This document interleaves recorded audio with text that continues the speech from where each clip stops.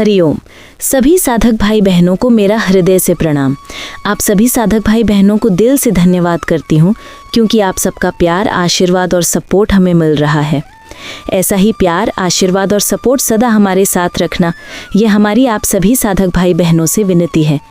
हमें आप तक वीडियो के द्वारा सेवा करने में आनंद आ रहा है।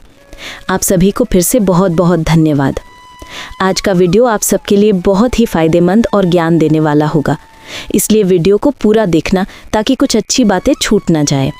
इस वीडियो के अंदर कार्तिक मास की महिमा आप तक सेवा के रूप में पहुंचा रही हूं।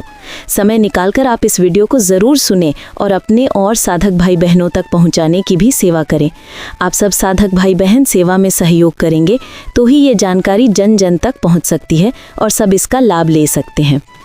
कार्तिक मास की महिमा। सूत जी ने महर्षियों से कहा, पाप नाशक कार्तिक मास का बहुत ही दिव्य प्रभाव बतलाया गया है। यह मास भगवान विष्णु को सदा ही प्रिय तथा भोग और मोक्ष रूपी फल प्रदान करने वाला है। पद्म पुराण उत्तरखंड 117:3। हरि जागरणम प्रातः स्नानम तुलसी सेवनम उद्यापनम दीपदानम व्रतानि एतानि कार्तिके। अर्थात रात्रि में भगवान विष्णु के समीप जागरण, प्रातःकाल स्नान, तुलसी के सेवा में संलग्न रहना, उद्यापन करना और दीपदान देना, ये कार्तिक मास के 5 नियम हैं। इन 5 नियमों का पालन करने से कार्तिक मास का व्रत करने वाला पुरुष व्रत के पूर्ण फल का भागी होता है। वो फल भोग और मोक्ष प्रदान करने वाला बताया गया है। मुनि श्रेष्ठ शौनक जी पूर्व काल में कार्तिकेय जी के पूछने पर महादेव जी ने कार्तिक व्रत और उसके महात्म्य का वर्णन किया था। उसे आप सुनिए। महादेव जी ने कहा, बेटा कार्तिकेय, कार्तिक मास में प्रातः स्नान पाप नाशक है। इस मास में जो मनुष्य दूसरे के अन्न का त्याग कर देता है वो प्रतिदिन कृच्छ व्रत का फल प्राप्त करता है। इसमें पहले दिन निराहार रहकर दूसरे दिन पंचगव्य पीकर उपवास किया जाता है। कार्तिक में शहद के सेवन, कांसे के बर्तन में भोजन और मैथुन का विशेष रूप से परित्याग करना चाहिए। चंद्रमा और सूर्य के ग्रहण काल में ब्राह्मणों को पृथ्वी दान करने से जिस फल की प्राप्ति होती है वो फल कार्तिक में भूमि पर शयन करने वाले पुरुष को स्वतः प्राप्त हो जाता है। कार्तिक मास में ब्राह्मण दंपत्ति को भोजन कराकर उनका पूजन करें। अपनी क्षमता के अनुसार कंबल, ओढ़ना, बिछौना और नाना प्रकार के रत्न व वस्त्रों का दान करें। जूते और छाते का भी दान करने का विधान है।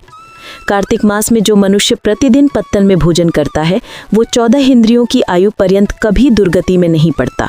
उसे समस्त तीर्थों का फल प्राप्त हो जाता है तथा उसकी संपूर्ण कामनाएं पूर्ण हो जाती हैं। पद्म पुराण उत्तरखंड अध्याय 120। कार्तिक में तिल दान, नदी स्नान, सदा साधु पुरुषों का सेवन और पलाश पत्र से बनी पत्तल में भोजन मोक्ष देने वाला है।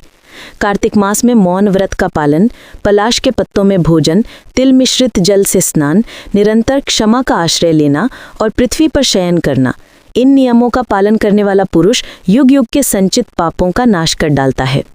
संसार में विशेषतः कलयुग में वही मनुष्य धन्य हैं जो सदा पितरों के उद्धार के लिए भगवान श्री हरि का सेवन करते हैं। वे हरि भजन के प्रभाव से अपने पितरों का नरक से उद्धार कर देते हैं। यदि पितरों के उद्देश्य से दूध आदि के द्वारा भगवान विष्णु को स्नान कराया जाए तो पितर स्वर्ग में पहुंचकर कोटि कल्पों तक देवताओं के साथ निवास करते हैं। जो मुख में, मस्तक पर तथा शरीर पर भगवान के प्रसाद भूता तुलसी को प्रसन्नतापूर्वक धारण करता है उसे कलयुग नहीं छूता।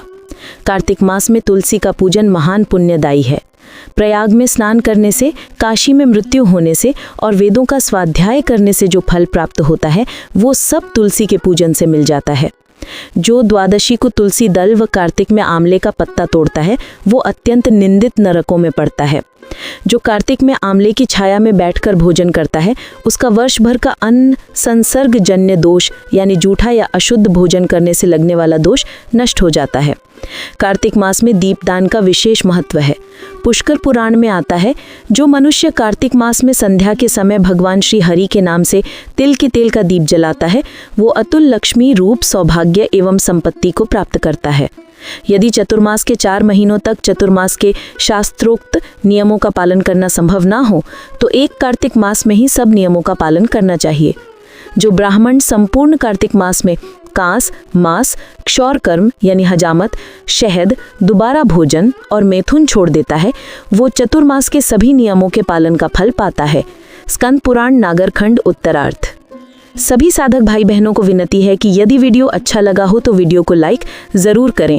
इससे हमारा मनोबल बढ़ेगा और हम अच्छे बेहतरीन जानकारी आपको देते रहेंगे। यदि आप हमें कोई सुझाव देना चाहते हैं तो कमेंट में आप हमें अपना सुझाव दे सकते हैं। हम आपके सुझाव का स्वागत करते हैं। इस ज्ञान को इस वीडियो के माध्यम से एक सेवा के रूप में आप तक पहुंचाया है। मेरी विनती है कि वीडियो अपने सभी साधक भाई बहनों तक पहुंचाने की सेवा का लाभ लें।